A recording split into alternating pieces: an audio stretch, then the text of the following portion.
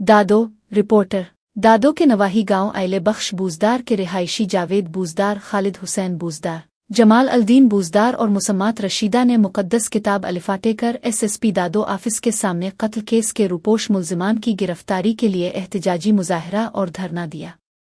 मुजाहिरीन का कहना था कि 1.5 साल कबल अब्दुल जब्बार बूजदार और उसके साथियों ने हमारा छीला चोरी किया था, जिस पर गांव के नेक मर्द रईस दुर बूजदार ने फैसला किया जिसमें वो कसूरवार ठहरे। फैसले के बाद मुखालिफिन ने फजर की नमाज के बाद कमाल खान को फायरिंग करके कत्ल कर दिया।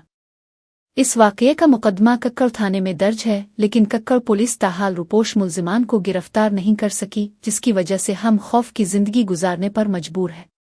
मुजाहिरीन ने डीआईजी हैदराबाद और एसएसपी दादो से मुतालबा किया कि कत्ल केस के रुपोश मुल्जिमान को फौरी तौर पर गिरफ्तार करके अदालत में पेश किया जाए और मुतासिरा खानदान को तहफ़्फ़ुज़ फराहम किया जाए।